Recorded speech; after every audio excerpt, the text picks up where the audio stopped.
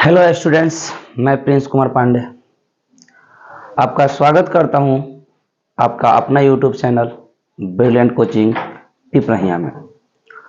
उम्मीद करते हैं आप लोग अच्छे होंगे और वीडियो का इंतजार कर रहे होंगे। कल नेटवर्क प्रॉब्लम के कारण हम लोगों का क्लास लाइव नहीं चल सका, इसलिए आज हम अपने वीडियो के माध्यम से अपनी बातों को आप तक पहुंचा रहा हूं और उम्मीद करता हूं कि आप लोग इस वीडियो में पूरे बनेंगे, अंत तक देखेंगे इस वीडियो को और देखने के बाद आपको ये एहसास दिलाएंगे कि जो टॉपिक आज आप पढ़े हैं ऐसा कंटेंट आपको पूरे हिस्ट्री में यूट्यूब हिस्ट्री में आपको कहीं नहीं मिलेगा। जैसे कि आपको बता दें हम कि आज हमारा जो टॉपिक शुरू होगा वो आपके सामने है, यहां देख लीजिए। ये जो टॉपिक है हमारा वो टॉपिक होगा त्रिभुज। ये ऐसा टॉपिक है जो 10th में बहुत बेहतरीन ऑब्जेक्टिव क्वेश्चंस, 2 नंबरिया क्वेश्चंस और 5 नंबरिया क्वेश्चन, सब क्वेश्चंस, सभी मार्क्स के क्वेश्चंस वहां से आते हैं। और ये चैप्टर जो है, ये जो चैप्टर है बहुत आसान चैप्टर है, बट कंडीशन एक ही है मेरे दोस्तों, कंसेप्ट जो होना चाहिए वो क्लियर होना चाहिए। अगर आपका कंसेप्ट इस चैप्टर को लेकर क्लियर है तो ये चैप्टर बहुत ही आसान है और मैं आपको यह भरोसा दिलाता हूं कि इस चैप्टर का आपको तो हीरो मैं अवश्य बना दूंगा। बट कंडीशन एक ही है, हर एक वीडियो को आप अंत तक देखें। अगर आप ऐसा करने में सक्षम हो जाएंगे, पूरे वीडियो को देख पाएंगे, ये चैप्टर आपको बहुत सरल और आसान लगने लगेगा। चलिए हम बात करते हैं त्रिभुज। और आप यहां पे देख रहे होंगे, त्रिभुज में आप यहां पे देख रहे होंगे हमारा लिखा हुआ परिभाषा। क्या लिखा हुआ है? परिभाषा। जैसे आप आमतौर पर जानते हैं कि त्रिभुज जो होता है वो 3 रेखाखंडों से बंद आकृति होता है। क्या बोले हमने बोला कि त्रिभुज जो होता है, जो आमतौर पर आप जानते हैं, बचपन से आप पढ़ते हैं कि त्रिभुज 3 रेखाखंडों से बंद आकृति होता है। जैसे आपके सामने हम दिखा दें, यहां पे देखिए ये जो आकृति आपके सामने आ रहा है यही त्रिभुज है। ठीक, ये जो आकृति आपको दिख रहा है यही त्रिभुज है। एक रेखाखंड, इसका नाम रख देते हैं ए बी सी।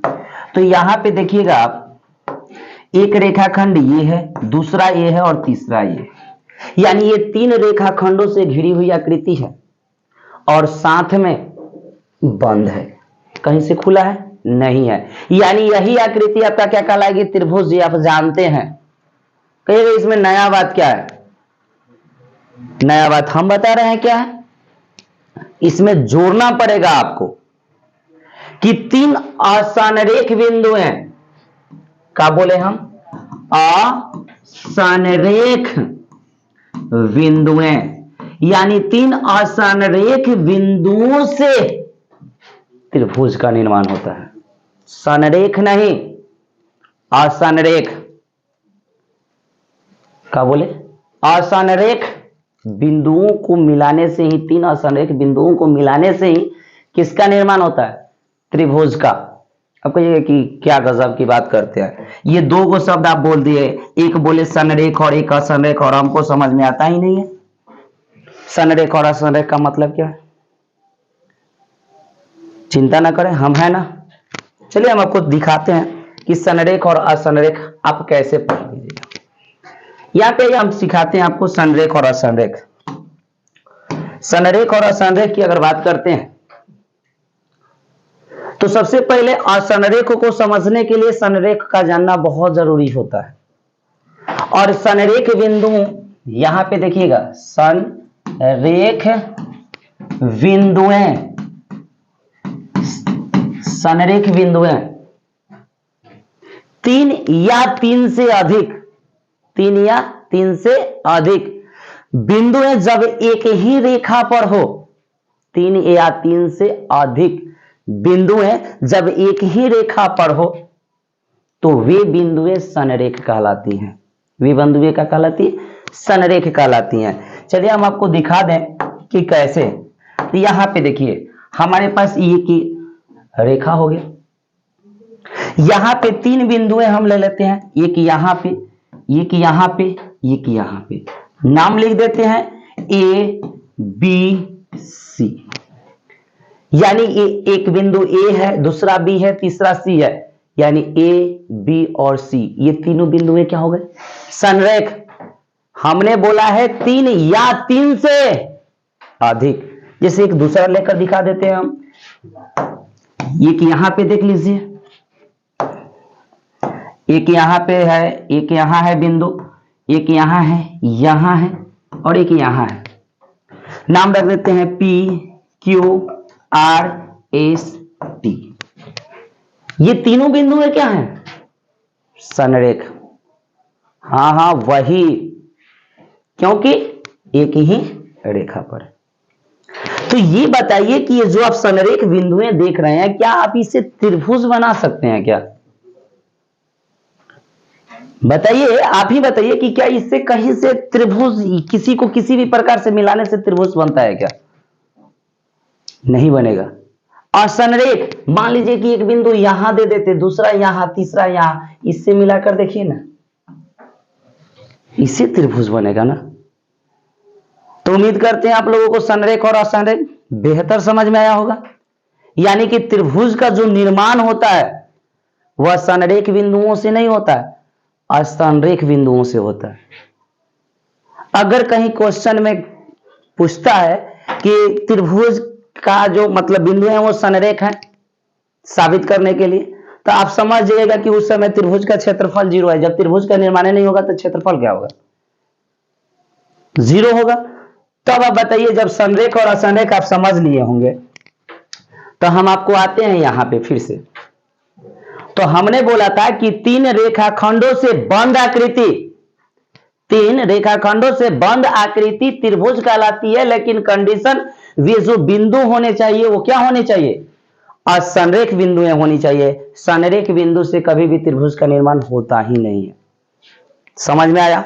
अगर ये समझ में आया है तो वीडियो को लाइक अवश्य कर दीजिएगा, चैनल को सब्सक्राइब कर दीजिएगा, और साथ में आप अपने रिश्तेदार, जैसे मामा जी का लड़का, मौसा जी के लड़का, फुआ के लड़का, जो 10th का प्रिपरेशन कर रहा है, एग्जाम है उनका बोर्ड का, और आपसे कॉल करके कहते हैं कि भैया दीदी सब ठीक है लेकिन एक त्रिभुज चैप्टर फंस रहा है, भेज उसको लिंक, बाबू भेजो उसको, और उसको त्रिभुज का डर जो है वो भाग जाएगा। भेजो, लेकिन हाँ पहले खुद को समझ लो तब। अब देखिए यहां पे हम आपको दिखा रहे हैं, तो त्रिभुज के निर्माण की प्रक्रिया आपको समझ में आया होगा। अब आता है त्रिभुज में क्या क्या होते हैं, थोड़ा सा इस पे डिस्कस कर लेते हैं हम। तो सबसे पहले त्रिभुज में भुजा होती है बाबू। त्रिभुज में क्या होती है? भुजा। कहिएगा कि सर ये त्रिभुज है, ठीक है, लेकिन इसमें भुजा कौन कौन है? आइए दिखाते हैं। यहां पे नाम लिख देते हैं पी क्यू आर। ये हमारे पास एक त्रिभुज है। तो इसमें भुजा क्या है तो ध्यान से समझिएगा, पी से क्यू, यानी कि यहां पे समझिए एक भुजा हमारे पास है पी क्यू। एक भुजा कितना है? P Q. दूसरा भुजा क्यू से आर, तो यानी कि दूसरा भुजा है क्यू आर। और तीसरी भुजा पी से आर, यानी कि पी आर। ये वाला भुजा, ये वाला भुजा। समझ में आया होगा? बट यहां पे देखिएगा, इसका नाम दूसरा भी होता है मेरे शेर।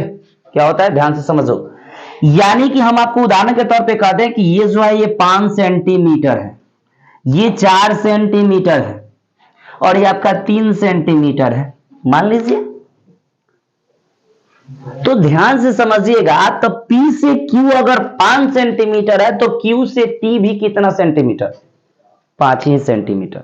अर्थात आप PQ कहिए या QP कहिए, दोनों का मान बराबर होता है। अगर क्वेश्चन में कोई PQ लिखा हो और कोई QP लिख दिया तो गलत नहीं है, सही है। ये बात दिमाग में रखिएगा। ये नहीं कि आप रट लिए कि PQ एक भुजा है और कोई QP कह दिया तो आप गलत कर दिए, नहीं, दोनों सही है। अगर वैसे ही कोई QR लिखा है और कोई इसे RQ कह दे तो क्या गलत है? जी नहीं, सही है। तीसरी चीज यहां पे देखिएगा, PR को क्या लिख सकते हैं यार, बोलना। सो गया, सो गया। हम यहाँ पे आपके लिए जग रहे हैं, आप सो जा रहे हैं, गजब की बात है भाई। इधर भाई, ये क्या है? RP। यानी कि अब आपसे हम पूछें, अब हम आपसे पूछें कि त्रिभुज में कितनी भुजाएं होती हैं, रटना नहीं है, देखना है। देखो यहां पे यानी PQ एक भुजा है, दूसरा QR एक भुजा है और तीसरा PR एक भुजा है। अर्थात त्रिभुज में कितनी भुजाएं होती हैं? 3। कितनी भुजाएं होती हैं? 3। समझ में आया? समझ में आया? तो त्रिभुज में कितनी भुजाएं? 3 भुजाएं। त्रिभुज में कितनी भुजाएं? 3 भुजाएं। और भुजा की बात करते हैं तो अब टॉपिक आता है हमारा शीर्ष। त्रिभुज में अगला टॉपिक क्या होगा हमारा? शीर्ष। कब? जब भुजा समझ लिए हैं तब। अब कहिए कि सर शीर्ष क्या होते हैं, थोड़ा सा ये बताइए तो हमको। चलिए हम आपको बताते हैं कि शीर्ष होते क्या हैं। शीर्ष क्या होते हैं हम आपको बताते हैं। सबसे पहले समझिएगा शीर्ष। शीर्ष को समझने के लिए पहले आप अपने को ध्यान से अपने आप का ध्यान जो है इस वीडियो पर केंद्रित कीजिए, कहीं और नहीं। समझने के लिए ध्यान से देखिए, मैं क्या बोल रहा हूं ध्यान से समझिएगा। जब दो रेखाखंड, क्या बोले? जब दो रेखाखंड एक ही बिंदु पर आकर, जिस बिंदु पर आकर वो मिलती है, वही बिंदु आपका शीर्ष कहलाता है। क्या बोले? एक बार फिर से बोलो। जब दो रेखाखंड जिस बिंदु पर आकर मिलती है, वह बिंदु आपका क्या कहलाता है? शीर्ष कहलाता है। आइए देखते हैं इसको। अगर देखना है तो यहां पे समझते हैं बाबू। यहां पे इसका एक P नाम है, Q नाम है और R नाम। तो ध्यान से देखिएगा, PQ और PR यानी ये भुजा और ये भुजा कहां मिल रही है? एक बिंदु है P पर, यानी P बिंदु पर मिल रही है। तो हमारा P1 क्या बन गया? शीर्ष। P1 क्या बन गया? शीर्ष। दूसरा समझिएगा, PQ भुजा और QR भुजा कहां मिल रही है? Q पर, यानी कि QR भी एक हमारा क्या माने, यहां पे समझिएगा PQ और QR ये दो भुजा कहां मिल रही है? Q पर। कहां मिल रही है? Q पर, यानी कि Q आपका एक शीर्ष हुआ। Q आपका क्या हुआ? एक शीर्ष हुआ।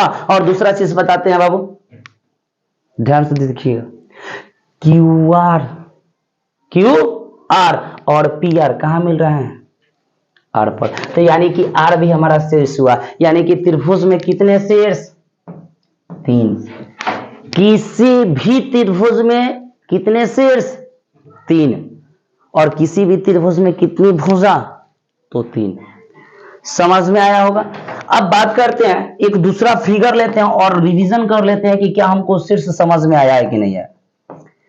शीर्ष समझ में आया है कि नहीं आया है, इस बात को थोड़ा सा दूसरे फिगर के माध्यम से समझते हैं। यहां पे मान लीजिए कि एक फिगर हम दे देते हैं आपको, त्रिभुज का, ट्रायंगल का हम आपको दे देते हैं फिगर। ये देखिएगा, ये आपका ले ले हम, और हम इसका नामकरण कर देते हैं A, B और C। तब बताइए तो इस त्रिभुज ABC का शीर्ष क्या होगा? क्या होगा शीर्ष? बिल्कुल यार, बहुत आसान है। शीर्ष आप बताइए तो क्या होगा यार? ये देखिए, ये वाला भुजा और ये वाला भुजा यहाँ पे आकर मिल रहा है तो A आपका एक शीर्ष हो जाएगा। ये भुजा और ये भुजा आकर इस पे मिल रहा है तो B आपका एक शीर्ष हो जाएगा। और ये वाला भुजा यानी AC भुजा और BC भुजा C पर मिल रहा है, अर्थात ये कब C का होगा? शीर्ष होगा। यानी किसी भी त्रिभुज में कितने शीर्ष? कितने शीर्ष? 3। भुजा कितने? तो 3। अब इसका भुजा का नाम बताइए ना, AB, BC और कौन सी? तो 2 टॉपिक आपका कंप्लीट हो गया होगा। किसी भी त्रिभुज का शीर्ष समझ में आ गया होगा और भुजा समझ में आ गया होगा। अगर समझ में आ गया है तो हम लोग अगले टॉपिक की तरफ, इसके अगले पार्ट की तरफ बढ़ रहे हैं। और ध्यान से देखिएगा कि वो अगला पार्ट हमारा क्या है। वो पार्ट जो है हमारा अगला, यहां पे ले लेते हैं, समझते हैं। एक ट्रायंगल ले लेते हैं बाबू, एक ट्रायंगल ले लेते हैं हम लोग। यहां पे देखिए, एक ट्रायंगल ले लेते हैं और ट्रायंगल में हम काम करते हैं, इसको समझते हैं। क्या समझना है हमको? यहां पे नाम रख देते हैं ए, बी और सी। यानी मेरे पास एक त्रिभुज है जिसका नाम है ए बी सी। क्या नाम है? A B C. A B और सी एक त्रिभुज है। तो हम लोग लिखेंगे कि ए बी सी एक त्रिभुज है, एक त्रिभुज है। ए बी सी एक त्रिभुज है। दुनिया बहुत फास्ट हो गई है, क्या हम लोग इतना समय देंगे? नहीं देंगे। और आज के बाद से इतना बात को, यानी एबीसी एक त्रिभुज है, इतना बात को लिखने के लिए आप छोटा सा सिंबल यूज कर दीजिएगा इसको, कि त्रिभुज एबीसी, ये लिख दीजिएगा। तो इसका भी मतलब वही होता है कि एबीसी एक त्रिभुज है। और क्वेश्चन में आपको दिया हुआ रहेगा, ये सिंबल के साथ क्वेश्चन दिया होगा, तो आप घबराइएगा नहीं। ये त्रिभुज ही है, बेसिक क्लास है, और ये आपको बहुत बहुत जरूरत पड़ेगा। यकीन मानो, जिस टाइम हम लोग एक्सरसाइज सॉल्व करेंगे ना, अभी तो कंसेप्ट इतना ना है त्रिभुज का ना, कि 4-5 वीडियो में तो हम सिर्फ आपको कंसेप्ट ही बताएंगे। और ये एक ऐसा चैप्टर है जो सिर्फ कंसेप्ट के बाद आप हमसे नहीं, खुद ही एक्सरसाइज सॉल्व कर लीजिएगा। बट कंसेप्ट के वीडियो में आप बने रहिए। और जो जो चैप्टर में आपको दिक्कत है कमेंट में बता दीजिएगा, कोशिश करेंगे वो चैप्टर को पहले कंप्लीट किया जाए। और एग्जाम से पहले हमारी पूरी टीम आपको इतना बेहतरीन कंटेंट के साथ आपको का रिवीजन कराएगी ना, कि आप भूल जाइएगा कि किसी दूसरे प्लेटफॉर्म पर हमको पढ़ना है सिवाय इस चैनल को छोड़कर। इसलिए चैनल को सब्सक्राइब करके रखिएगा, ठीक है। तो चलते हैं अपने। तो आज के बाद बाबू, आज के बाद कभी भी अगर ऐसे लिखा हो, मान लीजिए यहां पे लिख देते हैं पी क्यू आर, और ये सिंबल ऐसे लगाकर ऐसे अगर हम लिख दें तो इसको क्या पढ़िएगा कि पी क्यू आर एक त्रिभुज है। क्या पढ़िएगा? पी क्यू आर एक त्रिभुज है। वैसे अगर यहां पे कोई लिख दे एक्स वाई जेड इस सिंबल के साथ, तो एक्स वाई जेड एक क्या है?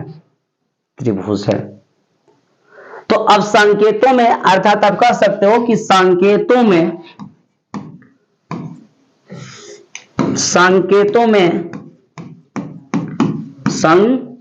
में त्रिभुज को यानी इस संकेत से दर्शाया जाता है, ये वाला से। समझ में आया?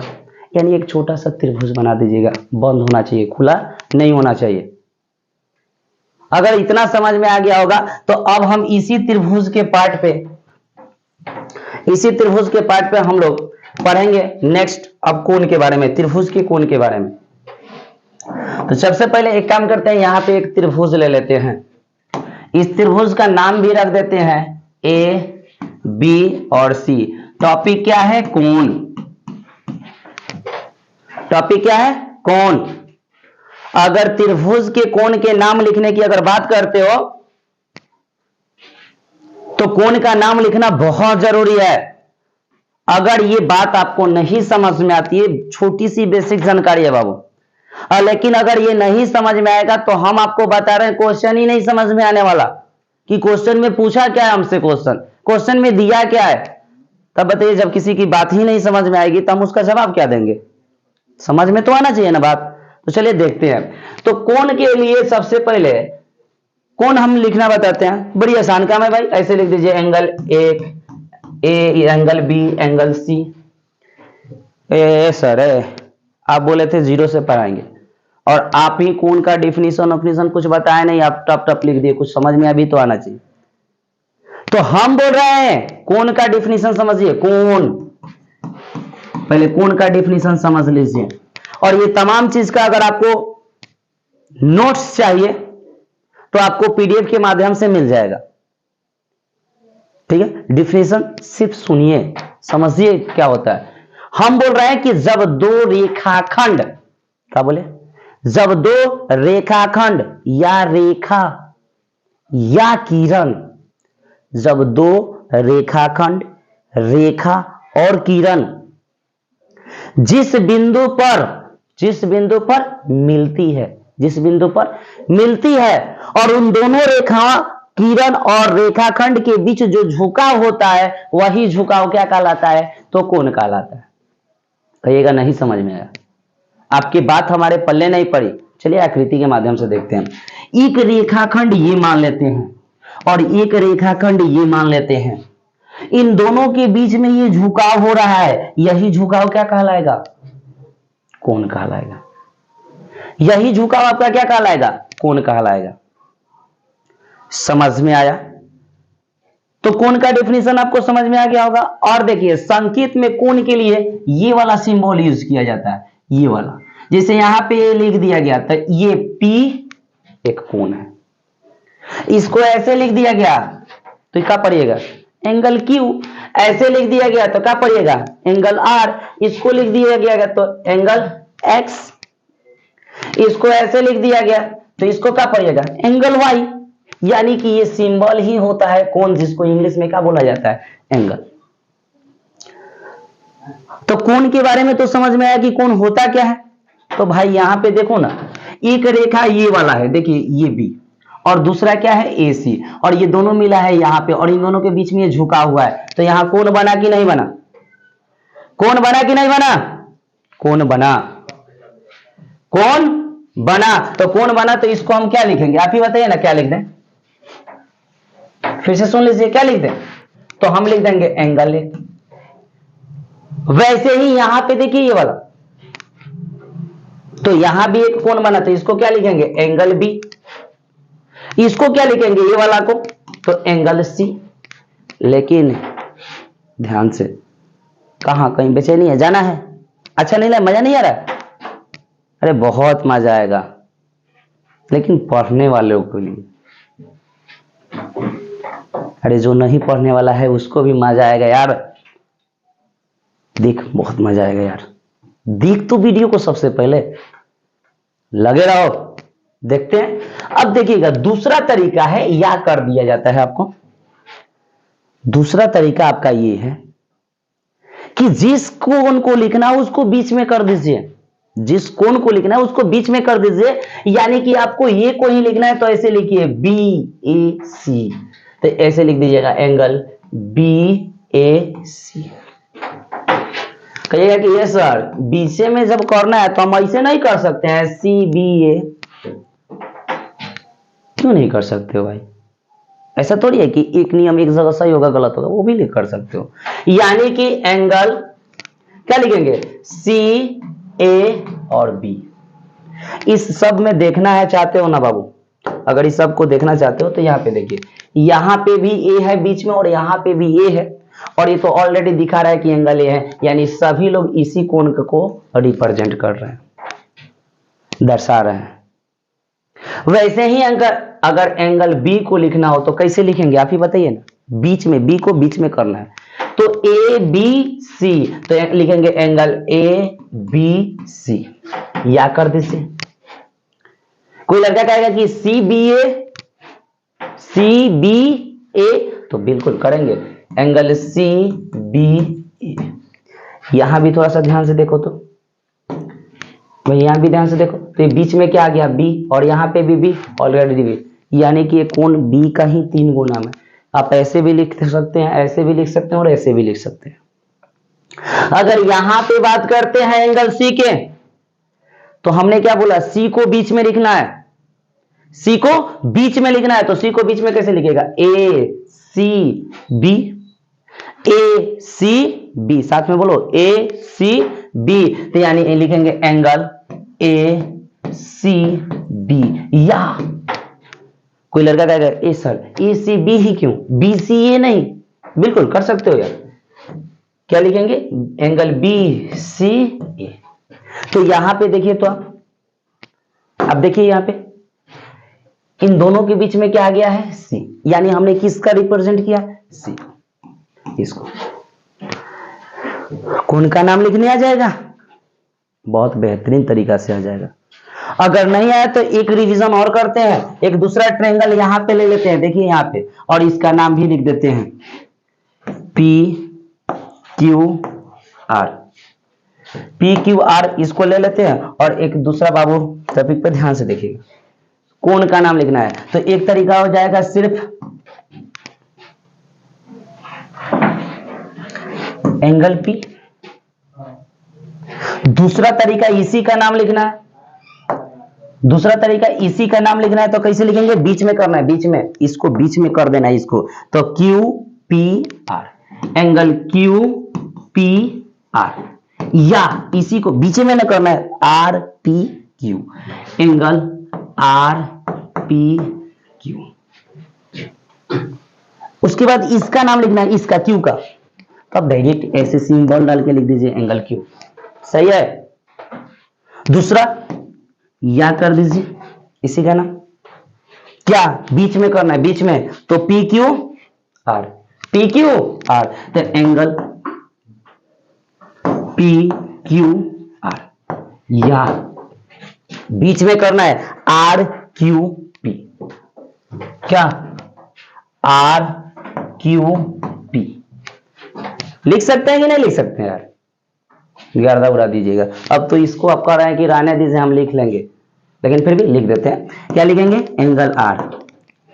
अगर इसका दूसरा नाम लिखना होगा तो कैसे लिखेंगे, कैसे, देखिए यहां पे इसको बीच में करना है, आर को बीच में करना है, तो पी आर क्यू, तो यहां पे लिख दीजिए एंगल पी आर क्यू। या बीच में करने का एक तो और तरीका है ना यार, क्यू आर पी, तो यहां पे लिख दीजिएगा एंगल क्यू आर पी। कौन का नाम लिखना समझ में आया, जरूर आया होगा। अगर कौन का नाम लिखने आपको आ गया होगा तो आप कहिएगा सर काय के लिए समझा रहे हैं, हम बता रहे हैं काय के लिए समझा रहे हैं। चलिए यहां पे देखिए कि इसकी जरूरत क्या है हम लोगों को, यहां पे देखिए हम लोगों की जरूरत क्या है इसकी। देख कहीं कहीं किताब में क्या करता है, क्वेश्चन में ऐसे लिख देगा एंगल पी क्यू आर में क्यू समकोण है,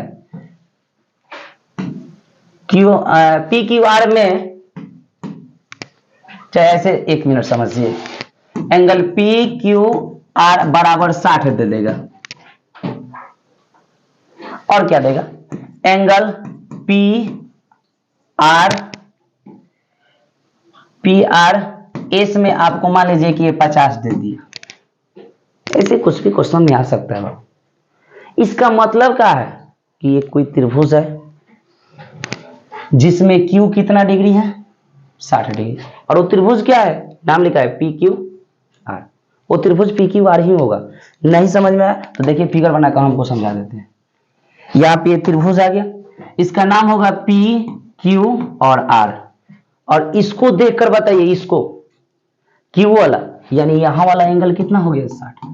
अब आप बताइए ना, ये लिखा हुआ है और ये त्रिभुज का बात है तो दूसरा किसी कोण के बारे में मन नहीं समझेंगे, त्रिभुज में ही समझेंगे।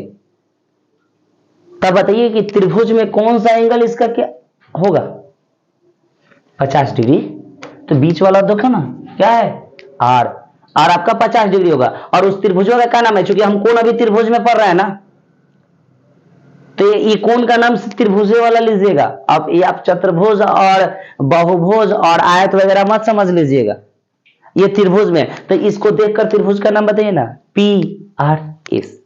इस त्रिभुज का क्या नाम होगा पी आर एस। अगर देखना चाहते हो तो देखिए, ये आपका त्रिभुज हो गया, इसका नाम ले देते हैं पी आर एस। आप स्वतंत्र नाम कहीं का कहीं लिख सकते हैं, कहीं का कहीं लिख सकते हैं। तो अब इसको देखकर बताइए ना आर, ये वाला है ना, ये आपका कितना डिग्री हो गया 50 डिग्री।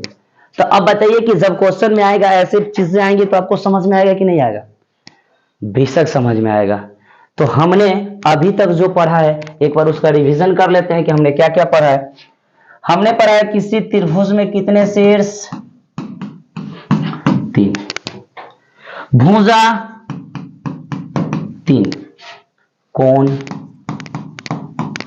3, ये हम लोगों ने पढ़ लिया। प्रॉपर समझे भुजा का भी नाम कैसे लिखा जाता है, शीर्ष कैसे होते हैं, कोण क्या होता है, डेफिनेशन वगैरह सब कुछ समझें। अब हम आपके सामने एक ऐसा मटेरियल सामने डाल रहे हैं जो थोड़ा देर के लिए आपको नया लगेगा, पक्का प्रॉमिस। चलिए दिखाते हैं कौन सा है नया, इसलिए लगेगा ये वाला। देखिए मटेरियल वाला, देखिए क्या लिखा है, त्रिभुज का असमीका गुण। क्या लिखा है, त्रिभुज का असमीका गुण। बोले थे ना नया लगेगा, नया नहीं है बाबू, बहुत पुराना है। और ये बताएगा आपको, ये असमीका गुण ही आपको बताएगा कि त्रिभुज का कब अस्तित्व है, अर्थात त्रिभुज का निर्माण कब हो सकता है और त्रिभुज का अस्तित्व कब नहीं होगा, अर्थात त्रिभुज कब संभव है और कब संभव नहीं है। ये आपका कौन गुण बताता है, असमीका गुण बताता है।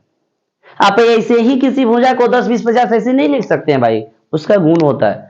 और जो गुण असमीका पर लागू, असमीका का गुण जिस पर लागू होता है वही तब भी त्रिभुज संभव होता है, अर्थात उस समय त्रिभुज संभव नहीं होता।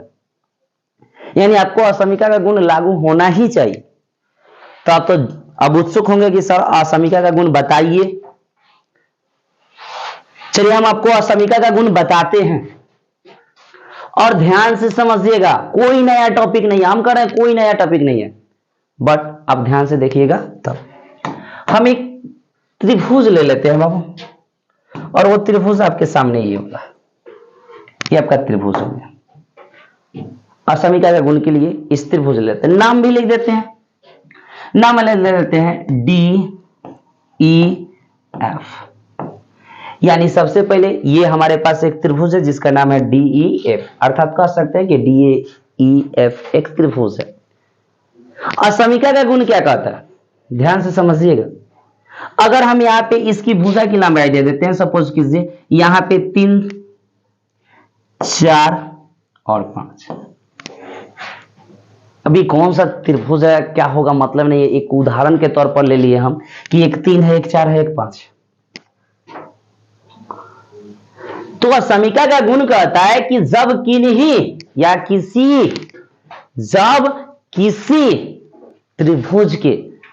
किसी त्रिभुज के दो भुजाओं का जो योग होगा वह तीसरी भुजा से बड़ी होनी चाहिए। अगर ये शर्त लागू करता है तब त्रिभुज का अस्तित्व है, अन्यथा त्रिभुज का अस्तित्व नहीं है, और यही त्रिभुज का असमीका गुण कहलाता है। क्या बोले, फिर से बोलो। हमने बोला कि जब किसी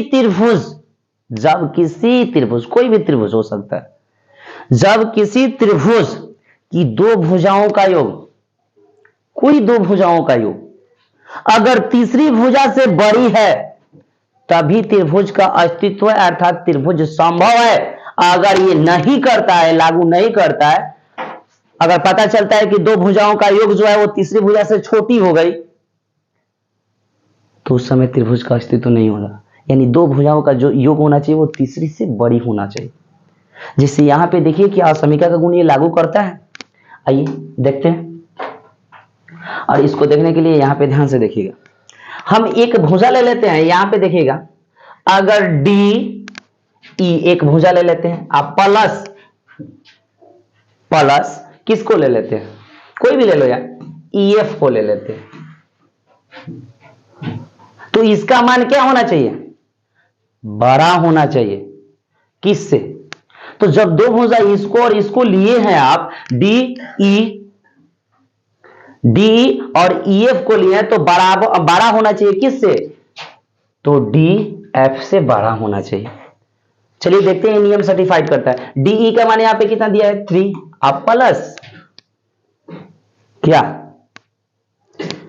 EF का मान देखिए ना 4, बड़ा होना चाहिए किससे, तो 5 से। ऐसे भी देख रहे हैं, 4 3 7 ग्रेटर देन 5। बताइए ये नियम सही है कि नहीं है, सही है, अर्थात इस त्रिभुज का अस्तित्व है।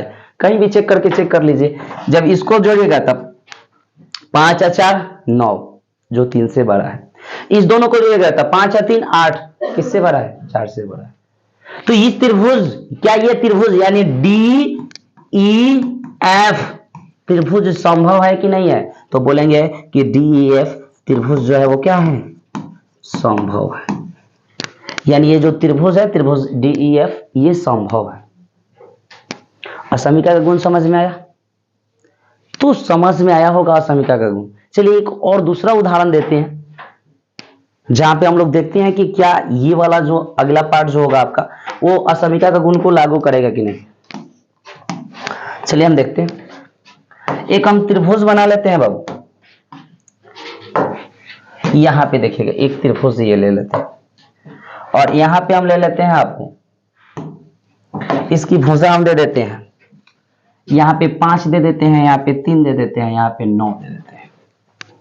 नाम लिख दे ABC। ये आपके पास त्रिभुज है। क्या ये असमिका का गुण लागू करता है? देखिए तो थोड़ा सा हम भुजा ले लेते हैं AB, यानी ये वाला, प्लस BC का जो मान होना चाहिए वो 12 होना चाहिए। किससे? AC से। तो दो जोड़िए तो 5 प्लस 3 ग्रेटर देन कितना है? AC का मान कितना है? 9। तो 5 और 3 8 ग्रेटर देन 9। क्या ये कथन सही है? 8 कब से बड़ा होने लगा यार 9 से? कब से? यानी 8 बड़ है 9 से, यानी कि इस पे असमिका का गुण लागू नहीं हो रहा है। और जब असमिका का गुण लागू नहीं होगा तो उस समय त्रिभुज संभव होगा? त्रिभुज संभव नहीं होगा। तो असमिका का गुण समझ में आया होगा। अब चलिए हम अपने अगले मटेरियल की तरफ बढ़ते हैं, त्रिभुज के अगले पार्ट की तरफ। और वो हमारा पार्ट है भाई, हम लोगों का वो अगला जो टॉपिक है वो है त्रिभुज के प्रकार, टाइप्स ऑफ ट्रायंगल। त्रिभुज के प्रकार, और त्रिभुज के प्रकार के लिए हम आपको समझाना चाहते हैं कि त्रिभुज के प्रकार को यानी बंटवारा जो किया गया है वो 2 आधार मानकर किया गया। क्या बोले हम? त्रिभुज का जो बंटवारा है वो 2 आधार मानकर किया गया है। एक किया गया है भुजा के आधार पर, भुजा के आधार पर, भुजा के आधार पर, और दूसरा बंटवारा किया गया है कोण के आधार पर, कोण के आधार पर। यानी त्रिभुज का जो बंटवारा है अर्थात त्रिभुज के जो प्रकार है वो 2 आधार मानकर किया गया है। वो कौन से? त्रिभुज का आधार, पहला जो बंटवारा होता है वो भुजा के आधार पर होता है, और दूसरा कोण के आधार पर। और आपको हम बता दें कि भुजा के भी आधार के त्रिभुज के 3 ही भेद होते हैं, यानी 3 प्रकार होते हैं, और कोण के आधार पर भी कितने? 3। यानी कि भुजा के आधार पर त्रिभुज के कितने भेद, कितने प्रकार भेद? कितने? 3। और कोण के आधार पर 3। कहिए कौन कौन? तो बाबू हम आपको बता दें कि भुजा के जो आधार पर होता है वो होता है समबाहु।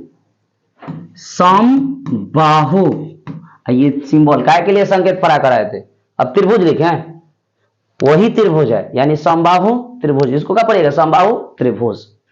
दूसरा होता है समद्विबाहु त्रिभुज, और तीसरा होता है विषम बाहु त्रिभुज। समबाहु त्रिभुज, समद्विबाहु त्रिभुज और विषम बाहु त्रिभुज, ये किसके आधार पर? भुजा के आधार पर। वैसे ही कोण के आधार पर बता गया है न्यून कोण त्रिभुज। दूसरा वही जो समझ रहे हैं, आपको याद है, दिमाग में जो बोल रहे हैं, समकोण त्रिभुज। और तीसरा अधिक कोण त्रिभुज। हमने बोला 3 भुजा के आधार पर, समबाहु, समद्विबाहु, विषम बाहु, न्यून कोण, समकोण और अधिक कोण त्रिभुज में। यानी कि हम इसको पढ़ेंगे न्यून कोण त्रिभुज, समकोण त्रिभुज और अधिक कोण त्रिभुज। तो ये थी भुजा के आधार पर त्रिभुज के प्रकार और कोण के आधार पर त्रिभुज के प्रकार। अब इसका जो ऑपरेशन है नेक्स्ट वीडियो में हम करने वाले हैं और बहुत ही बेहतर ढंग से करेंगे। यानी कि अगर कोण के आधार पर भुजा के प्रकार, अगर हम त्रिभुज के प्रकार पढ़ना होगा तो सबसे पहले हम कोण के प्रकार को जानेंगे, अर्थात न्यूनकोण त्रिभुज जानने से पहले हम न्यूनकोण के बारे में जानेंगे, समकोण त्रिभुज को जानने से पहले समकोण के बारे में जानेंगे, अधिक कोण त्रिभुज को जानने से पहले अधिक कोण के बारे में जानेंगे। ये तमाम बातों को नेक्स्ट वीडियो में पहले जानेंगे, फिर आगे की तरफ बढ़ेंगे। हमने बोला कंसेप्ट पढ़ना है, तो कंसेप्ट को ध्यान में रखते हुए हम लोग क्या करेंगे, पढ़ाई को करेंगे अपने। अगर इतना तक बात समझ में आई हो तो लास्ट टाइम बोल रहे हैं, वीडियो को लाइक कर दीजिएगा, चैनल को सब्सक्राइब कर दीजिएगा और अच्छा लगा हो तो वीडियो को शेयर भी कर दीजिएगा। और हम आपके लिए मेहनत कर रहे हैं तो आपका भी कर्तव्य होता है कि आप हमारे लिए कुछ मेहनत कीजिए। आपका मेहनत का होगा, आप पढ़िए, इसे नोट कीजिए, कॉपी कलम लेकर बैठिए पढ़ने। जो डाउट हो रहा है उसे कमेंट में बताइए। नेक्स्ट वीडियो में कोशिश करेंगे कि उस डाउट को पहले क्लियर करके ही आपको आगे बढ़े। तो मिलते हैं अगले वीडियो में। जय हिंद, जय भारत।